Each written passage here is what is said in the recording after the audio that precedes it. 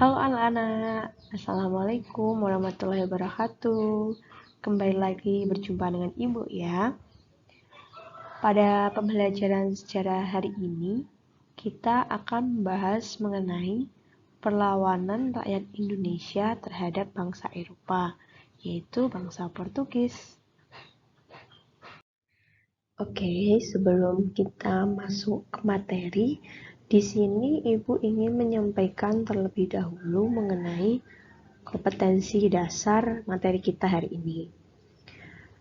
Dari materi perlawanan bangsa Indonesia ini berasal dari kompetensi dasar 3.2, yaitu menganalisis strategi perlawanan bangsa Indonesia terhadap penjajahan bangsa Eropa seperti Portugis, Spanyol, Belanda, dan juga Inggris sampai dengan abad ke-20.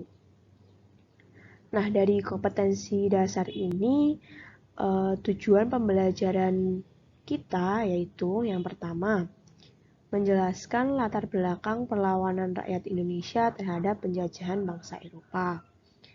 Yang kedua, menjelaskan perlawanan rakyat Indonesia terhadap hegemoni kongsi dagang. Yang ketiga, yaitu menjelaskan perlawanan rakyat Indonesia terhadap kolonialisme Belanda. Nah, pada kesempatan kali ini, Ibu akan menjelaskan tujuan pembelajaran kita yang pertama, yaitu menjelaskan mengenai perlawanan rakyat Indonesia terhadap penjajahan bangsa Eropa, yaitu bangsa Portugis. Nah, sebelum kita masuk ke perlawanan rakyat Indonesia terhadap bangsa Portugis, di sini Ibu ingin menjelaskan terlebih dahulu anak-anak mengenai ciri perlawanan rakyat Indonesia sebelum adanya nasionalisme atau sebelum abad 20. Nah, yang pertama, perlawanan-perlawanan rakyat Indonesia ini masih bersifat lokal atau terjadi di daerah-daerah. Kemudian, tidak menggunakan organisasi, tapi dilakukan secara berkelompok sesuai daerah tersebut. Dan yang ketiga, dipimpin oleh tokoh masyarakat yang dipercaya dan juga disegani di wilayah tersebut.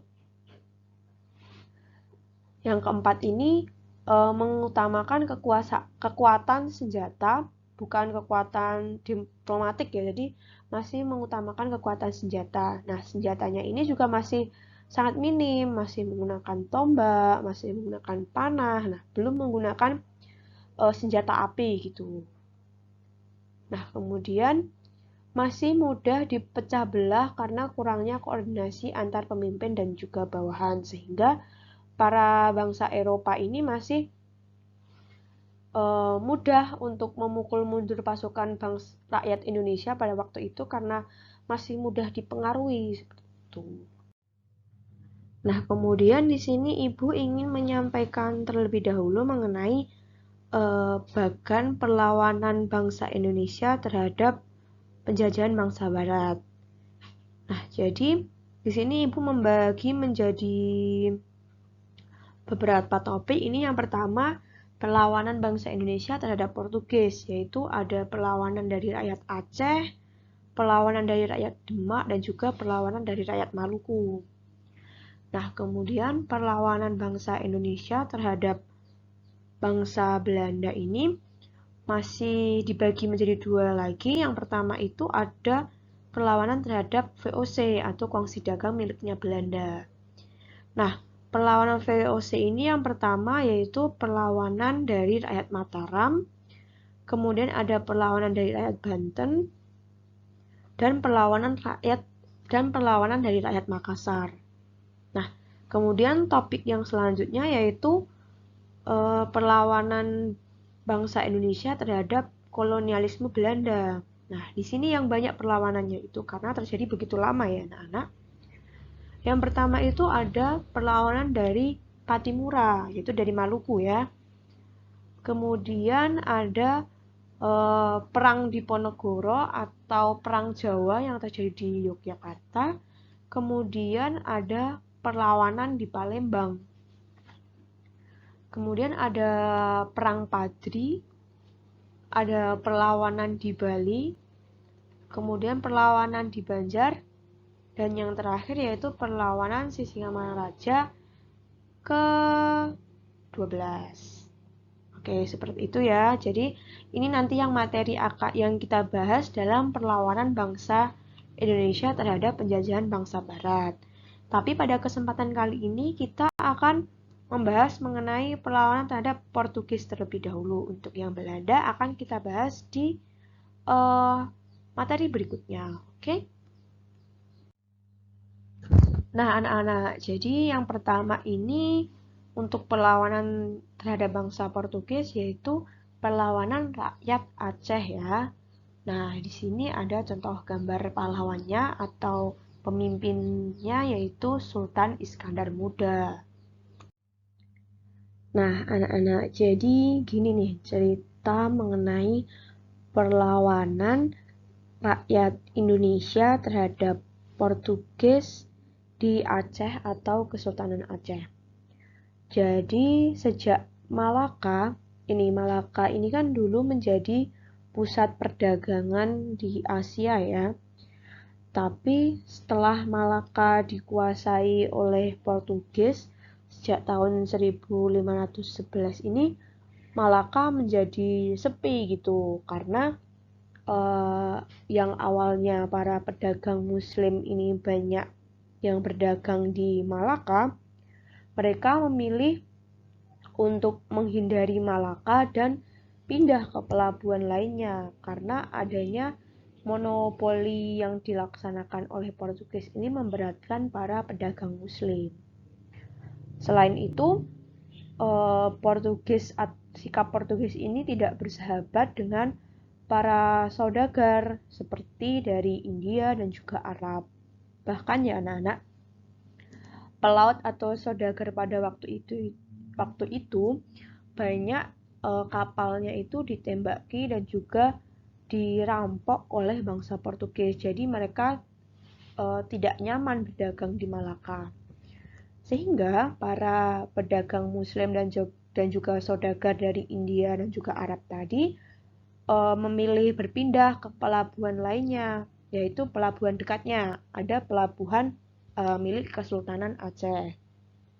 Nah, posisi Aceh yang strategis ini membuat kemudahan bagi para pelaut dan juga saudagar asing yang awalnya itu singgah dulu ke Malaka, tetapi mereka pindah ke Aceh untuk melanjutkan perjalanan mereka ke pelabuhan-pelabuhan di Nusantara lainnya. Nah, Aceh menggantikan Malaka ini menyebabkan proses atau perdagangan yang ada di pelabuhan Aceh ini menjadi meningkat gitu. Banyak para saudagar asing yang singgah dulu ke Aceh, tidak ke Malaka. Nah, keberhasilan Aceh atau keberhasilan pelabuhan Aceh yang banyak disinggahi oleh saudagar asing ini dianggap sebagai ancaman bagi bangsa Portugis yang berkuasa di Malaka karena membuat pelabuhan di Malaka sepi. Padahal itu kan ulah Portugis sendiri, bukan karena Aceh ya, seperti itu. Sehingga keadaan atau hubungan Aceh dengan Portugis ini tidak terjalin dengan baik. Sehingga menimbulkan perseteruan. Nah, dalam melawan Portugis, Malaka ini dibantu oleh bangsa lain. Ada juga orang-orang dari Turki, Persia, dan juga dari Demak. Nah, perlawanan Kesultanan Aceh ini awalnya dipimpin oleh Sultan Ali Mukhayat Shah yang menjabat sebagai Sultan di Kesultanan Aceh pada 1514 hingga 1530.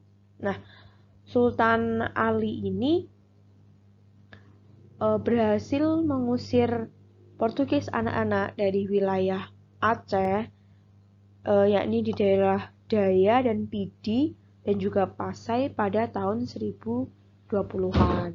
Nah, kemudian pada tahun berikutnya yaitu tahun 1606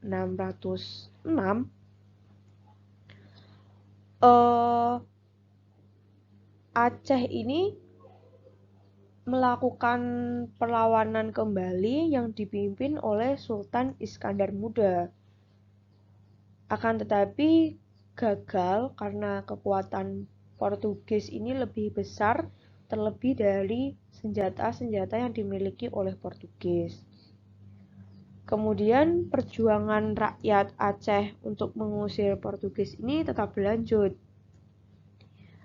yaitu pada tahun 1630-an yang dipimpin oleh Sultan Iskandar Thani. Tapi juga belum berhasil hingga akhirnya perlawanan Aceh ini terus terjadi hingga Malaka jatuh ke tangan VOC pada tahun 1614. Seperti itu. Nah, oke, next anak-anak. Perlawanan yang kedua yaitu perlawanan dari Kesultanan Demak. Nah, ini ada gambar Sultan Fathahillah.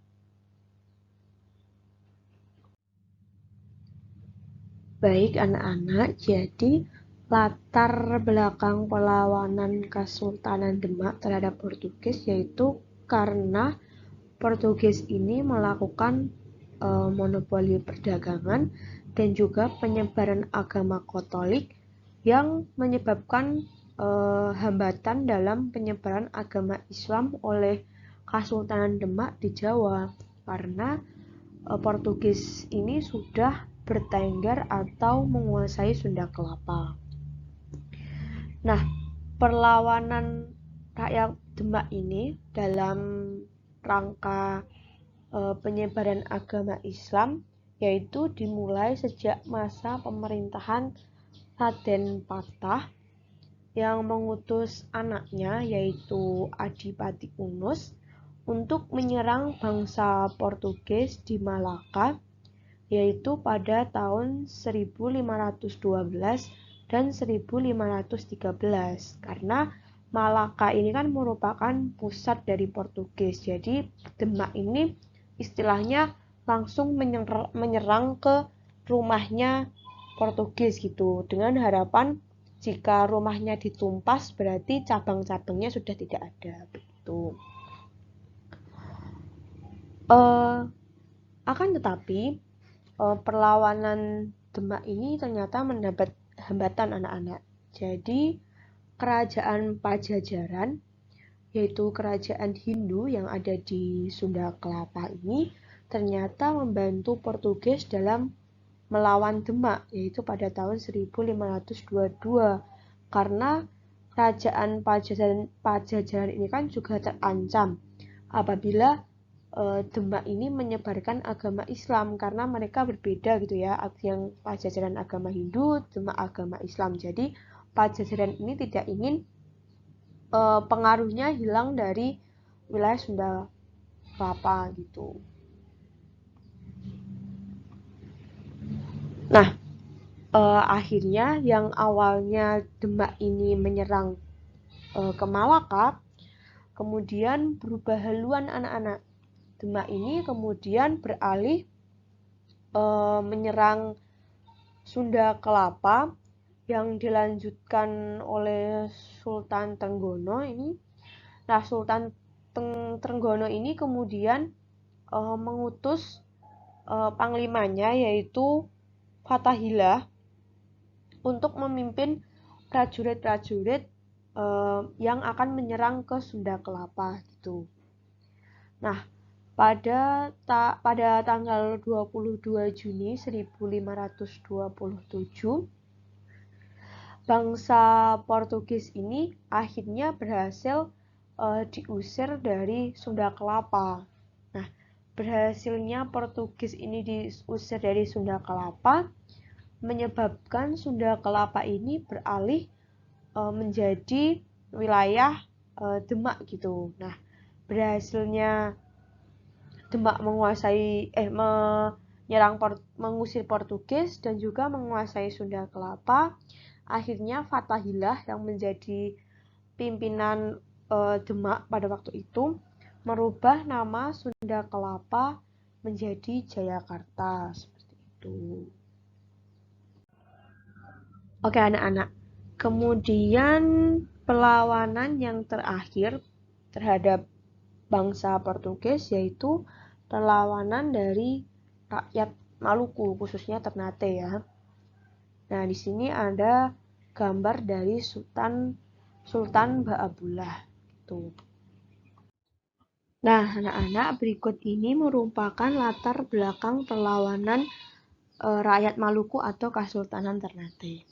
Jadi, kenapa rakyat Maluku ini melakukan perlawanan? Karena Portugis ini juga melakukan monopoli perdagangan, penyebaran agama Katolik, serta ikut campur tangannya urusan internal Kesultanan Ternate, sehingga membuat para sultan di Ternate ini menjadi tidak nyaman, sehingga menimbulkan kontra. Nah, perlawanan rakyat Ternate atau Kesultanan Ternate atau rakyat Maluku ini pertama kali dipimpin oleh Sultan Hairun atau Sultan Hairun Jamil. Nah, Sultan Hairun ini tidak suka dengan Portugis karena melakukan monopoli perdagangan. Nah, selama ia menjadi sultan atau pemimpin Kesultanan Ternate, beliau ini terus melakukan perlawanan. Nah, dengan untuk meredam perlawanan Sultan Hairun ini, Portugis melakukan sebuah perjanjian damai atau perundingan damai gitu. Tetapi ternyata perundingan ini hanya merupakan tipu daya Portugis saja anak-anak. Jadi perundingan ini digunakan oleh Portugis untuk mempermudah menangkap Sultan Hairun gitu. Nah, Sultan Hairun ini percaya saja dengan adanya perjanjian damai. Akhirnya beliau ini berhasil ditangkap dan kemudian dihukum mati pada tahun 1570. Tetapi perlawanan Sultan Hairun terhadap bangsa Portugis ini dilanjutkan oleh anaknya yaitu Sultan Baabullah. Nah, Sultan Baabullah ini berhasil mengusir bangsa Portugis di Ternate dan juga di Bacan, yang akhirnya bangsa Portugis ini pergi dari Ternate pada tahun 1575. Bangsa Portugis ini pindah ke timur-timur atau yang sekarang ini Timur Leste dan menetap di sana seperti itu. Nah, anak-anak, berikut tadi ketiga perlawanan terhadap bangsa Portugis. Terima kasih untuk yang sudah menyimak video ini. Untuk materi selanjutnya akan kita bahas di pertemuan selanjutnya atau di video selanjutnya. Oke. Ibu cukupkan. Wassalamualaikum warahmatullahi wabarakatuh. Selamat belajar.